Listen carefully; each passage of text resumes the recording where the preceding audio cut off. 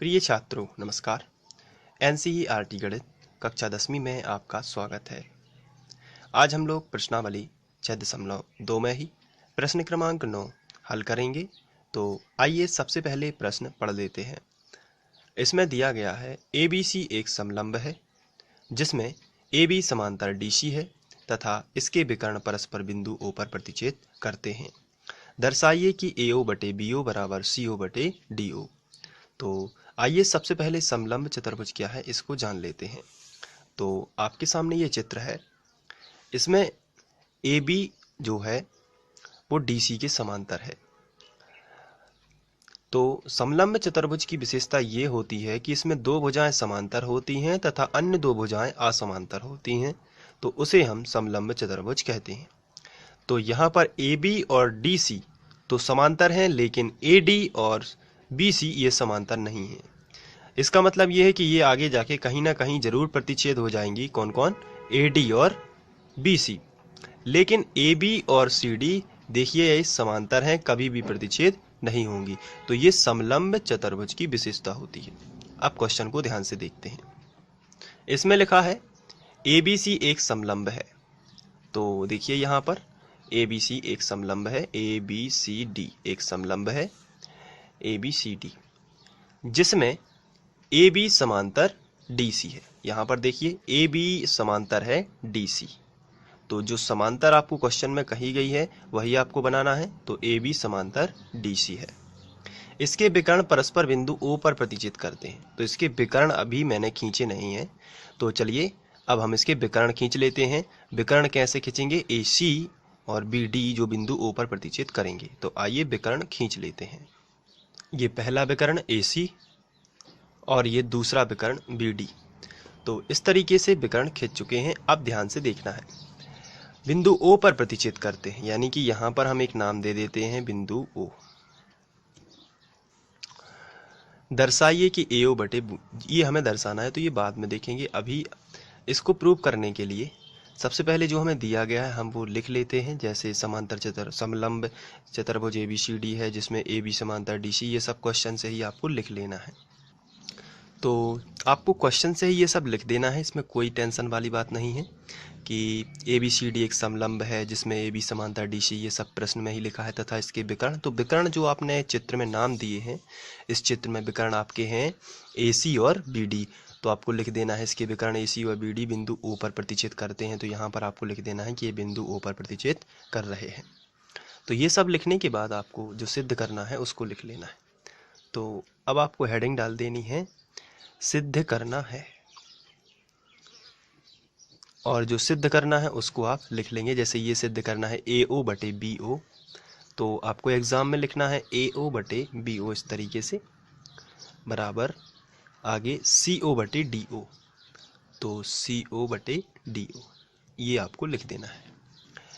अब आपको उपपत्ति हेडिंग डाल देनी है और इसको प्रूव करना है।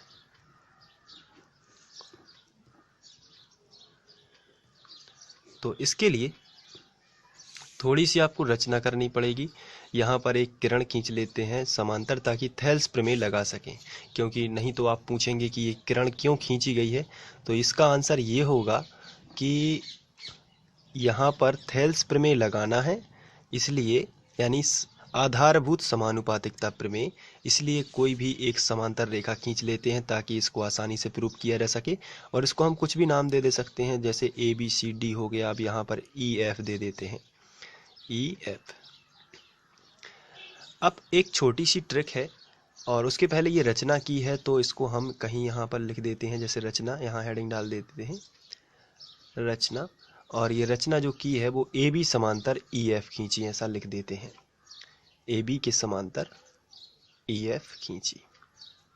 ये समांतर EF के है तो DC के भी तो अपने आप ही हो जाएगी।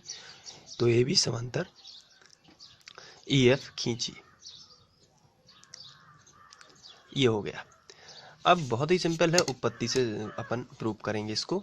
तो इसके लिए हम त्रिभुज लेंगे, लेकिन पता कैसे चलेगा कि कौन सा त्रिभुज लेना है? तो बहुत ही शॉर्ट ट्रिक है, आइए देख लेते हैं उस ट्रिक को। यहाँ पर लिखा है AO और BO, तो आप यहाँ पर देख रहे हैं AO। तो यहाँ पर जब ए ओ लिखा है तो आपको ध्यान आ जाएगा कि ए ओ मतलब ये वाला पूरा त्रिभुज लेना है।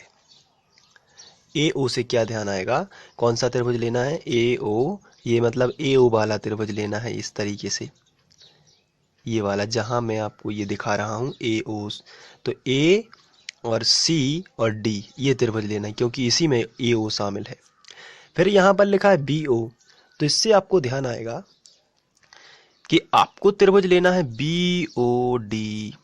तो यहाँ पर देखिए बी डी ए, तो इस तरीके से आपको दो त्रिभुज लेना है और ये ए उसमें होना चाहिए दोनों त्रिभुजों में। तो देखिए यहाँ पर ए सी डी, इसमें ए ओ आ गया। अब आपको लेना है बी डी ए, इसमें बी ओ आ गया। तो बहुत ही सिंपल है ये दोनों त्रिभुज लेना। तो इन दोनों त्रिभुजों की सहायता से आप जो आपको प्रूव करना है वो आसानी से प्रूव हो जाएगा। तो चलिए सबसे पहले हम ले लेते हैं हमारा ए ओ की ट्रिक क्या बताती है। ये आपको लेना है ए सी डी। तो हम लिखेंगे त्रिभुज ए सी डी में आधारभूत समानुपातिकता प्रमेय से, क्योंकि इसमें जो है ये जो आप देख रहे हैं ई ओ समांतर हो जाएगा डी सी के, इसलिए क्योंकि ई एफ समांतर है डी सी, तो जब ये समांतर हो जाएगा तो इसमें आधारभूत समानुपातिकता प्रमेय लगेगा। तो ए सी डी में इसमें क्या है कि ओ ई या ई ओ जो भी आपको लिखना है, यहाँ पर ओ ई समांतर है डी सी, डी सी, तो इसमें थेल्स प्रमेय लगेगा यानी आधारभूत समानुपातिकता प्रमेय। तो हो जाएगा ए ई बटे ई डी, ए ई बटे, यहाँ से देखिए ये त्रिभुज है, समांतर रेखाएं दो हैं, तो जहां से समांतर खींची है वहीं से लग जाएगा। ए ई बटे ई डी बराबर, यहाँ पर देखिए ए ओ बटे ओ सी।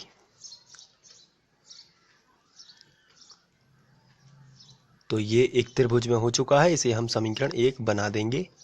और ये कौन सा प्रमेय लगा है, आधारभूत समानुपातिकता प्रमेय। तो ये आपको इस तरीके से लिख देना है। अब आगे देखते हैं।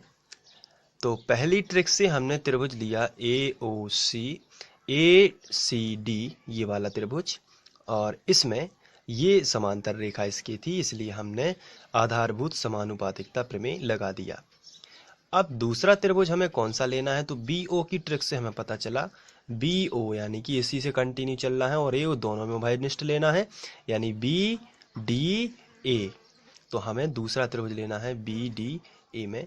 तो चलिए हम ले लेते हैं त्रिभुज बी डी ए में। अब आपको बताना है बी डी ए में कौन सी भुजा समांतर है। तो बी डी ए में फिर से एक बार आप देखेंगे कि ओ ई समांतर है यहाँ पर, लेकिन इस बार ये समांतर है ए बी के। तो आपको लिखना है ई ओ या ओ ई, ये जो है समांतर है ए बी के। तो यहाँ पर आपको लिख देना है ए बी, ई ओ समांतर हो जाएगी ए बी के। ये दिख रही है एक लाइन, ये अब इस बार किसके समांतर होगी, इस भुजा के समांतर। और ये वाली लाइन की विशेषता ये है कि ये यहाँ भी समांतर है और यहाँ भी समांतर है, लेकिन अब हम लोगों ने जो त्रिभुज लिया है वो है बी डी ए, इसलिए ये लाइन इसके समांतर हो जाएगी। अब ध्यान से देखना है,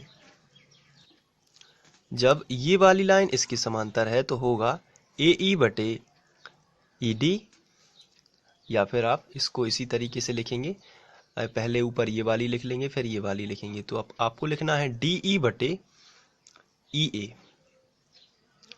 तो अगर आप यहां से लिखते हैं तो ये भी यहीं से लिखना स्टार्ट करिए, तो दोनों का मतलब सेम ही है। तो मैं यहां से लिख देता हूं ताकि इसका टर्म बना रहे, ए ई बटे ई डी, ताकि ये भी इसी रूप में लिखा है तो मैं लिखूंगा उल्टा क्रम ए ई बटे ई डी, तो ये भी उल्टा लिखना पड़ेगा।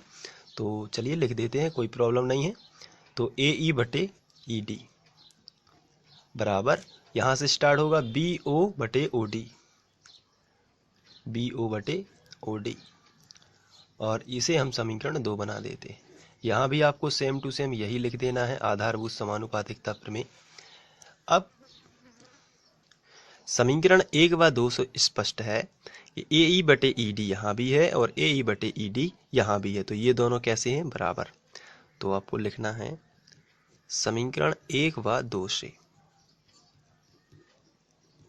इसके बराबर ये लिख देना है। तो AO बटे OC बराबर BO बटे OD। ये दोनों कैसे हैं? बराबर हैं। जब ये दोनों बराबर हैं तो हमें जो सिद्ध करना है उसको देख लेते हैं। मैं एक छोटे से कागज में लिख लेता हूं जो सिद्ध करना है। तो जो हमें सिद्ध करना है वो इस तरीके का है, तो मैच कर लेते हैं। यहाँ AO के बटे में BO लिखा है, लेकिन BO ऊपर है तो इसको त्रियक गुणा से नीचे ले आएंगे।